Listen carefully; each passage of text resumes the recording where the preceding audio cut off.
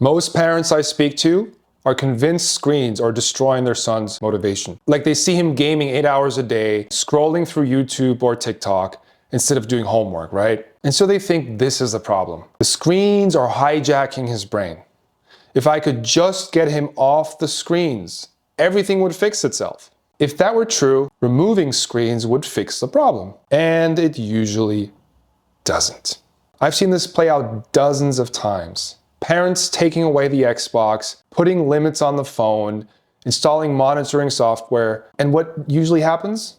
The kid doesn't suddenly become motivated. He just finds another way to disconnect. He'll sleep more, he'll even stare at the wall, he'll be angry and withdrawn. Because the screen wasn't the problem. It was meeting a need that's still there. Now, I want to be clear about something. I'm not saying screens are harmless, and I'm not saying 8 hours of gaming a day is fine. What I am saying is that the standard narrative, the narrative of screens are hijacking dopamine, turning our kids into addicts, destroying their ability to focus, that narrative misses something really important because it treats screens like the cause when they're actually the symptom.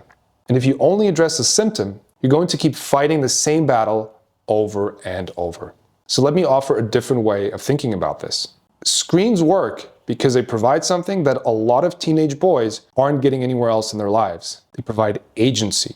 They provide clear rules. They provide fast feedback. They provide visible progress. And most importantly, they provide a space where effort reliably leads to results. That's not addiction. That's design meeting need. Think about what a game gives a young man.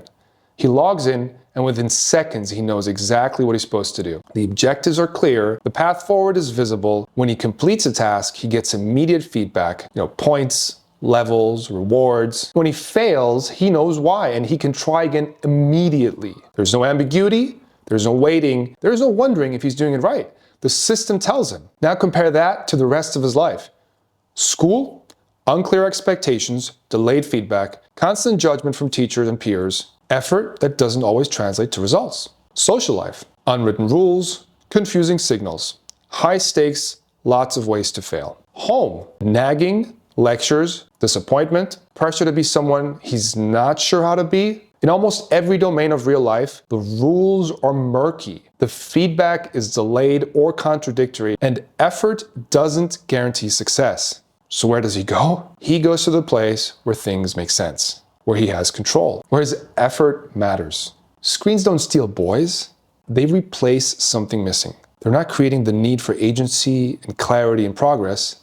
They're meeting it. And look, I get why parents panic about this. You see your son disappearing into a screen for hours and it feels like he's wasting his life. Like he's choosing easy dopamine hits over real growth. And on some level, that's true. But the question isn't why is he choosing the screen? The question really is, why isn't life offering what the screen offers? Why does the screen feel more manageable, more rewarding, more worth engaging with than school or relationships or building something real? Let me give you a concrete example. I worked with a kid a while back. We'll just call him Marcus. He was 15 years old, and Marcus was spending 6-7 hours a day on Fortnite. His parents were convinced he was addicted. They had tried everything, right?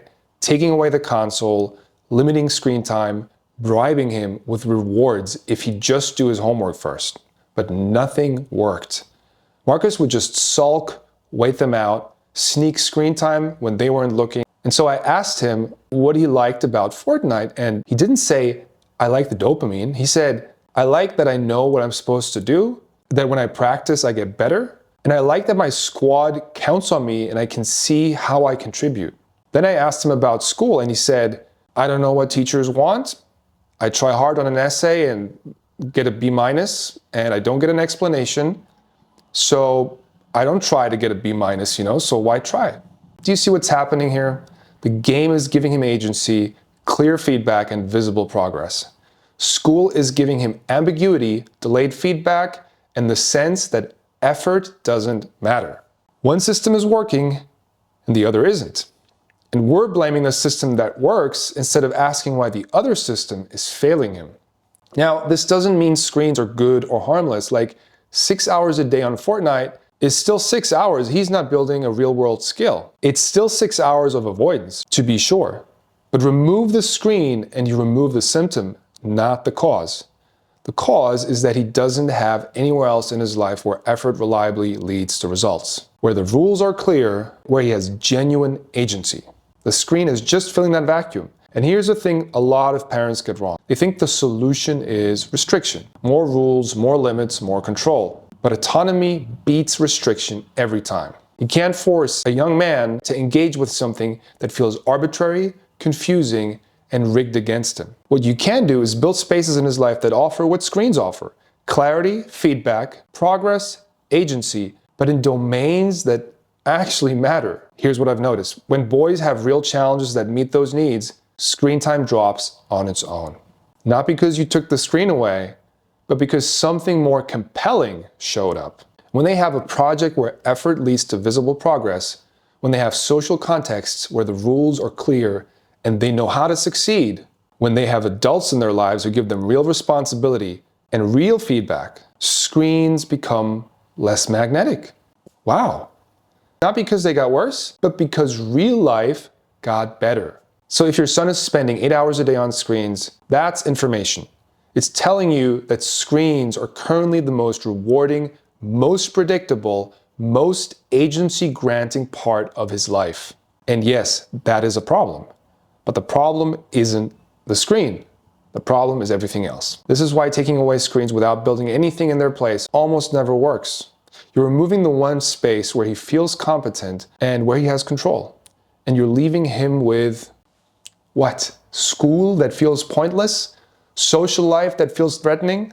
A family dynamic where he's constantly disappointing you? Of course he's going to fight to get the screen back. It's the only place that makes sense to him. So before you wage war on screens, ask yourself, what is a screen currently giving my son? Where else in his life could he get that?